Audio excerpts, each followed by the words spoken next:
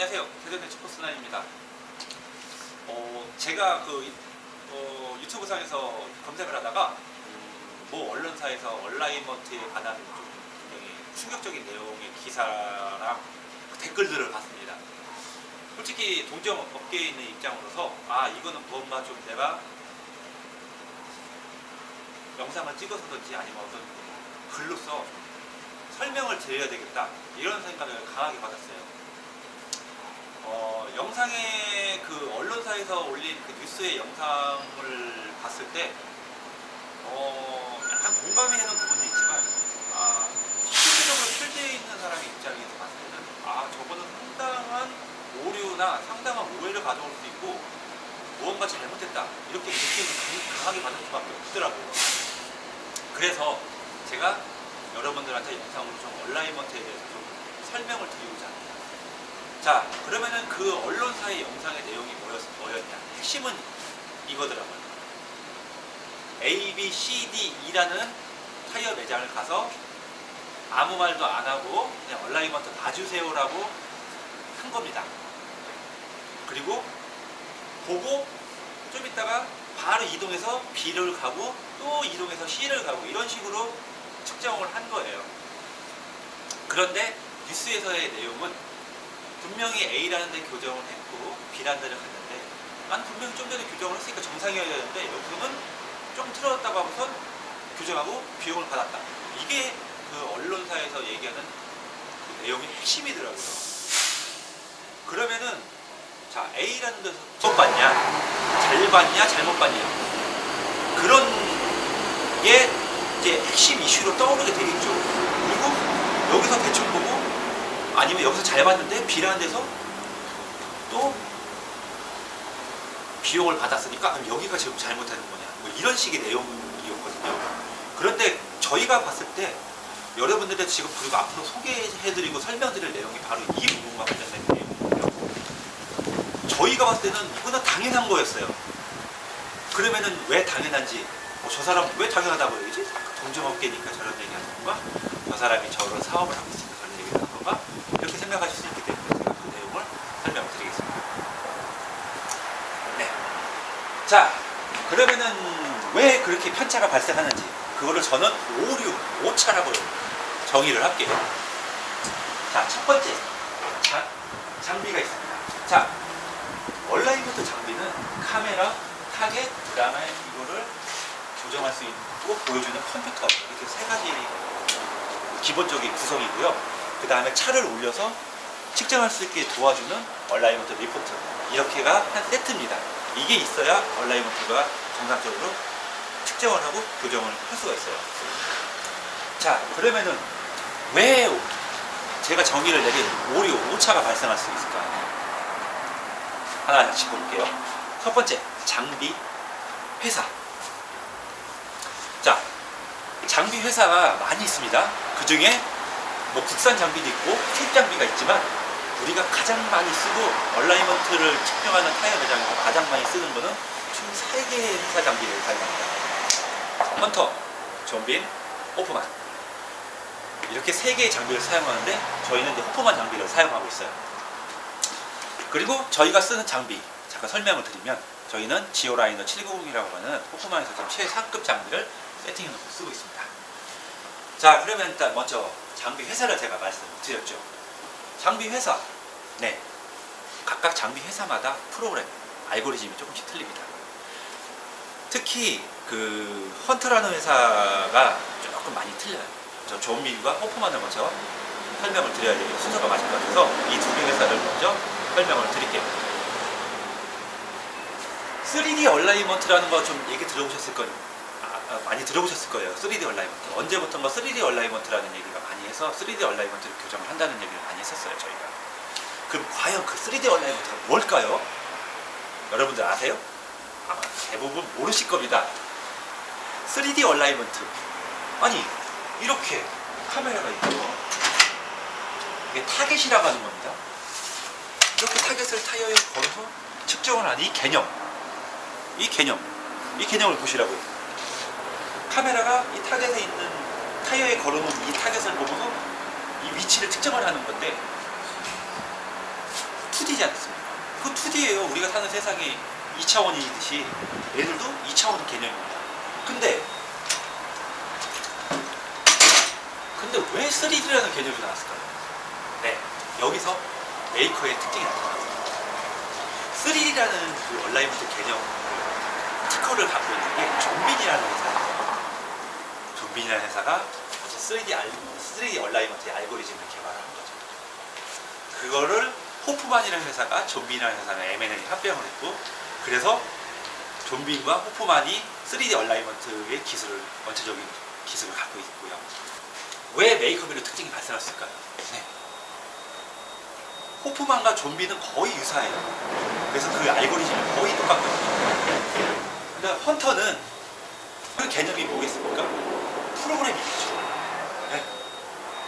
얘네들은 2차원적으로 측정을 하는 거지만 3차원 3D 얼라이먼트라는 것은 얘네들이 측정한 것을 이 프로그램이 3차원이라는 가상의 공간을 프로그램적으로 만들어내서 여기서 발생할 수 있는 오차 이런 것들을 3D 얼라이먼트로 3D라는 개념으로 해가지고 보완을 해가면서 얘의 위치와 편차를 잡아내는 게 3D 얼라이먼트 기술적인 개념이라는 거예요.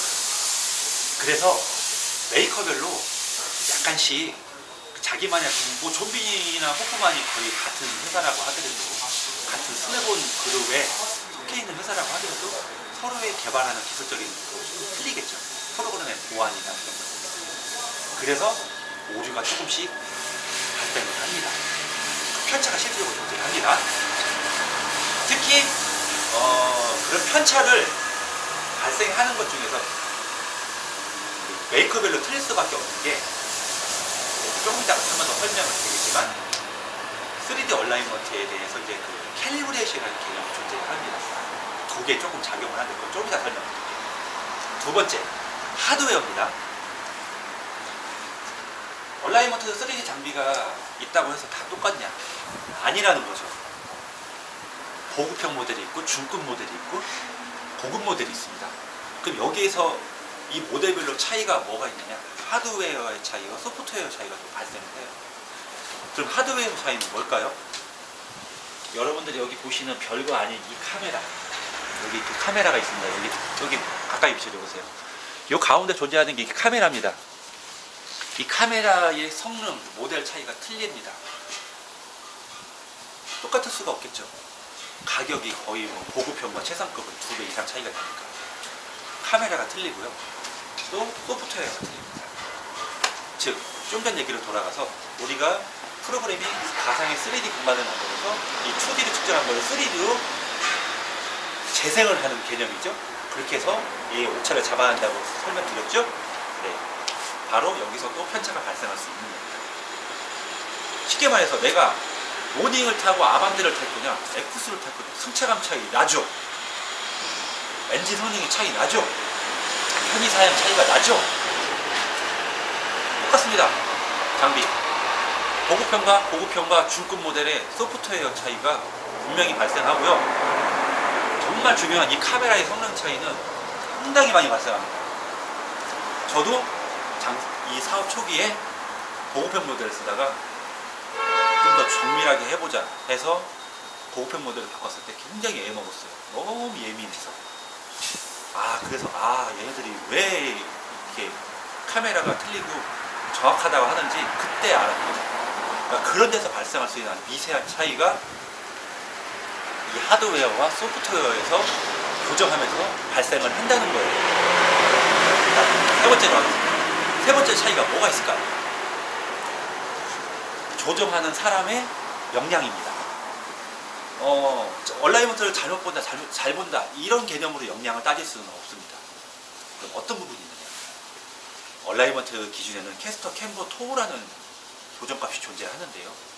이거를 조정하는 사람들마다 어떤 기준으로 해서 어떤 방식으로 해서 어떻게 조정을 할 건가에 따라서 조정값이 A라는 업체에 갔다가 B라는 업체에 갔다가 C라는 업체에 갔다가 편차가 조금씩 발생합니다. 저 같은 경우는 그 조정하는 그 개념을 상세라고 해요. 저희는 보통 이제 뭐 캠버가 이렇게 존재를 한다. 그러면 여기에 맞춰서 토우 값을 얼마큼 잡아줘서 이 타이어에 그러니까 주행을 할 때 실질적으로 주행을 할 때 엔진과 미쉐린이 토크를 받았을 때 변화할 수 있는 부분을 상쇄시켜주면서 타이어의 그 접지력, 그립력을 유지를 할 것이냐, 이게 얼라이먼트 보는데 핵심이거든요. 그거를 작업자마들마다 자기 기준값과 자기 노하우가 있어요. 그렇기 때문에 편차가 거기 발생을 할 수밖에 없습니다. 예를 들어서 캠버가 이렇게 됐을 때 저는 바퀴를 약간 안쪽으로 조여준다. 근데 어떤 분들은 거의 센터에 가깝게 맞춰두는 분들이 있고요. 또 어떤 분들은 이거의 개념이 좀 없으신 분들도 있기 때문에 그냥 수치상에서 그 얼라이먼트에 나오는 수치상에서 가운데 그 제가 표현하는 방식으로 숫자놀이라고 하거든요.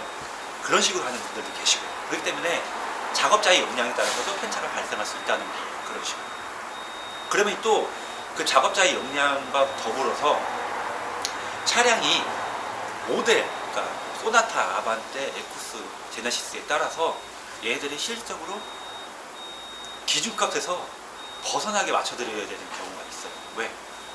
차량마다 좀 전에 말씀드렸던 엔진의 토크가 타이어에 힘을 받아서 벌어지거나 아니면 오므라드는 경향이 있어요. 주행할 때 타이어가 노면을 밟으면 계속 이런 식으로 막 요철을 하면서 타이어가 이런 식으로 비틀어져서 왔다 갔다 합니다. 그러면서 바닥을 잡아주고 있는 부분, 그러니까 차량의 특성, 그거를 또 얼만큼 작업자가 그 차량의 특성, 변화하는 값을 알고 있고 많이 경험을 해야 따라서 조정값이 틀려지는 거죠.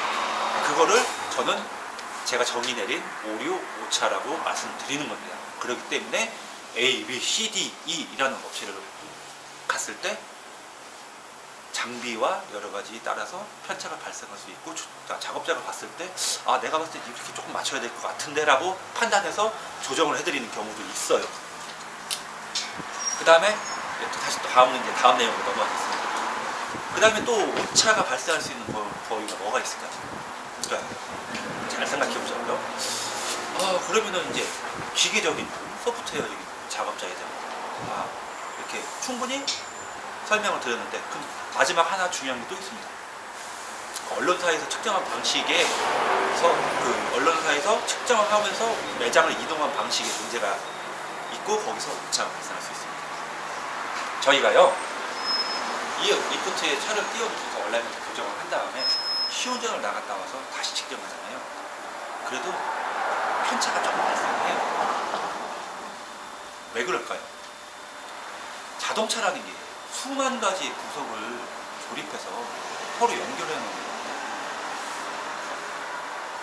거예요. 로암 위에 너클 위에 쇼바를 더 잡아주고 있는 마운트를 잡아주고 있는 차체, 이런 것들이 모든 것들이 다 볼트에 연결되어 있어요.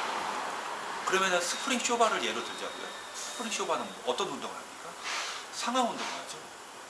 스프링은 눌렸을 때 복원하려는 성질이 강하고, 쇼바도 복원하려는 성질이 강해요. 즉 힘을 받아서 눌렸다가 복원을 하면서 계속 힘을 받아서 그러면서 운동을 합니다.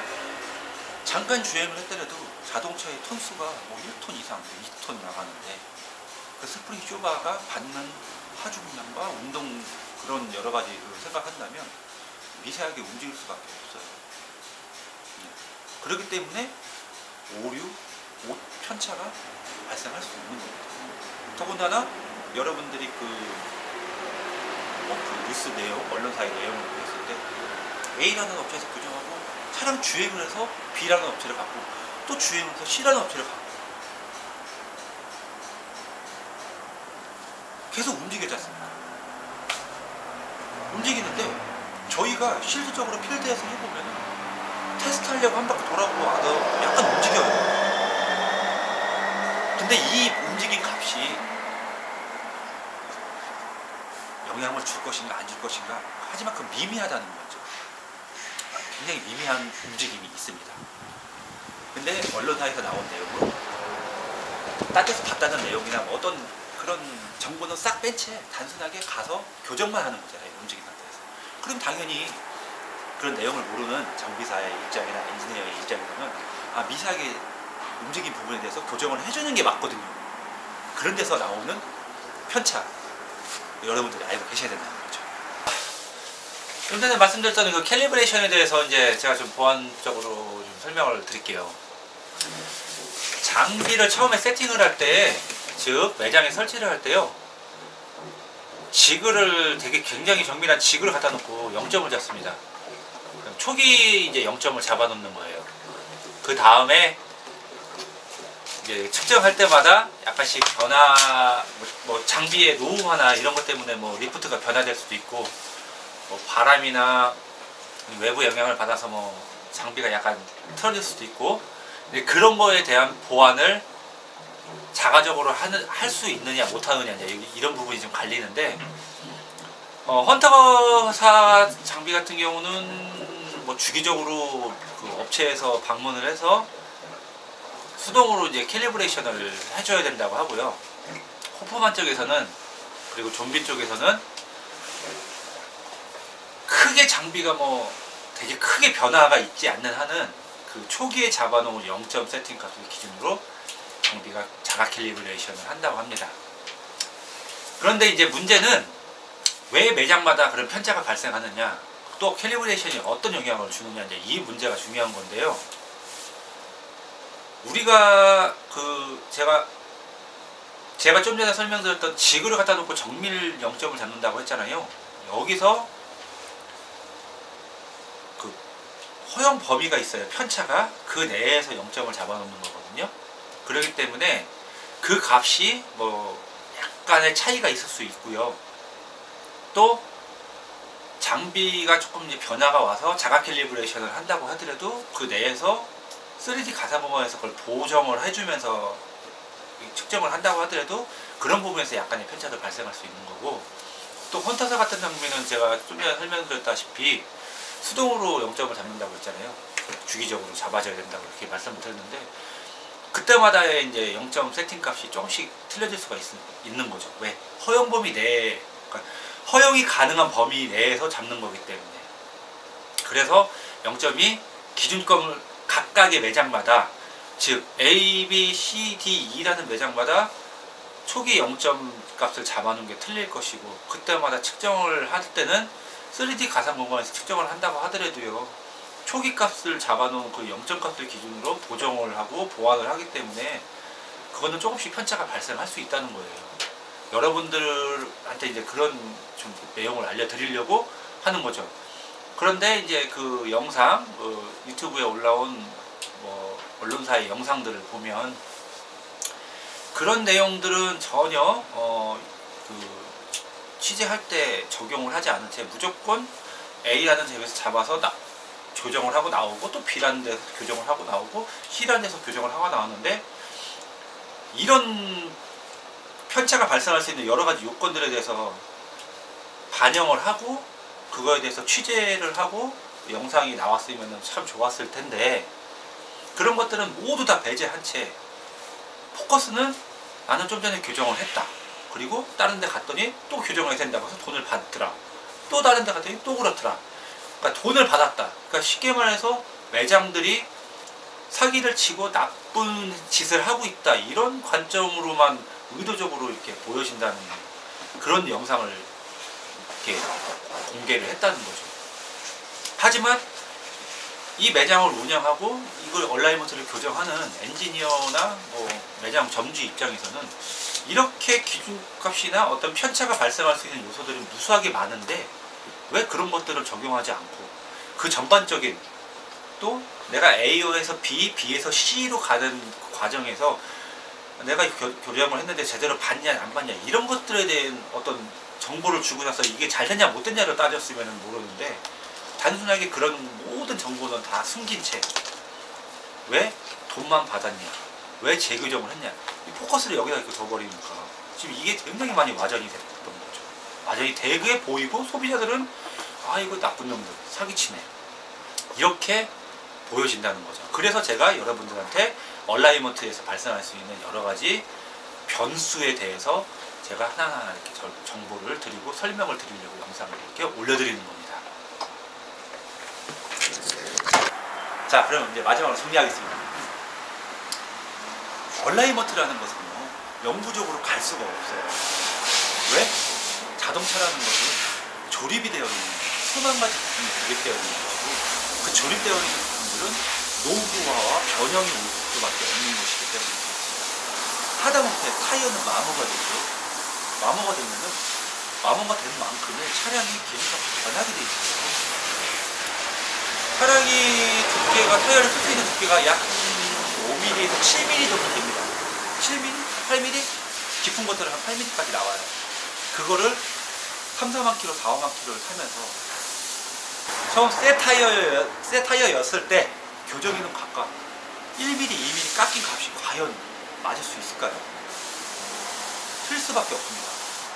자, 그러면은 야, 1mm, 2mm라는 수치가 그렇게 큰 수치가 아닌데 너는 왜 그게 변화에 영향을 주고 틀려질 수밖에 없다고 얘기했느냐. 여기서 제가 중요한 내용 하나 더 알려드리고 마무리할게요. 자, 저희가 측정을 할 때 그냥 뭐 정말 심각하게 사고가 난 차가 아니면은 대부분이 0.08, 0.1 이 정도 수치의 범위 내에서 움직여 있습니다. 차들이 대부분 그래요. 그러면은 제가 좀 전에 말한 그 수치의 단위는 도입니다. 도. 그러면은 0.08도라는 거를 기준으로 볼게요. 과연 이게 얼마큼 틀어졌을까요? 미리로 환산하면 얼마큼 틀어졌을까요? 1mm입니다. 0.08도는 1mm입니다. 그 1mm 때문에 차가 쏠리기도 하고요. 핸들을 놓으면 차가 그냥 흐르기도 합니다. 0.08도라는 수치가 결코 작은 수치가 아니라는 거예요. 저희가 봤을 때는 0.08도는 많이 움직이는 수치 중에 하나예요. 정상적인 차량으로 봤을 때.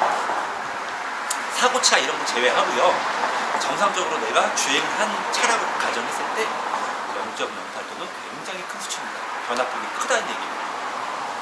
그 0.08도, 즉 1mm 수치 때문에 차가 진짜 난리 부르스를 추기도 해요. 막 고속도로 가는데 차가 계속 쏠린다고 오시는 분들, 핸들 계속 돌아간다는 분들, 이런 분들이 대부분 0.08도, 0.1도, 0.15도 이 수치 내에서 대부분 다 오시거든요. 그럼 타이어를 보자고. 타이어가 1mm 마모됐을 때 수치가 어떻겠습니까? 이걸 얼라이먼트라는 기준에 적용을 해봤을 때 많은 수치가 움직인다는 거예요. 타이어 마모에. 그렇기 때문에 여러분들이 이 얼라이먼트의 개념을 좀 아시면서 이거는 이런 상황에서 이런 부분은 상당히 잘못된 내용이구나, 여러분들이 좀 아셔야 될 것 같기 때문에 잘 설명을 드리는 겁니다. 대략적으로 좀 이해가 되셨으리라 생각을 합니다. 제가 오늘 영상의 목적은 너무 언론사에서나 이렇게 나오는 내용을 보면은 솔직히 막 화가 나죠. 손님 입장에서는 너무 화가 나실 거예요.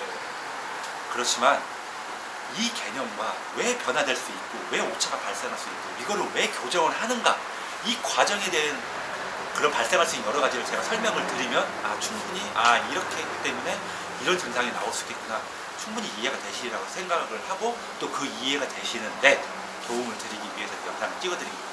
그러니까 제 영상 보시고 나서 많은 분들이 좀 오해를 없으셨으면 하는 바람이고, 또 얼라이먼트의 어떤 그런 정의, 개념, 매장에서의 왜 얼라이먼트를 이렇게 볼 수밖에 없는지, 그런 어떤 상황들을 충분히 생각해 보셨으면 좋겠어요. 그러면은 저는 이 영상으로 해갖고 이 설명을 좀 마무리를 짓겠습니다.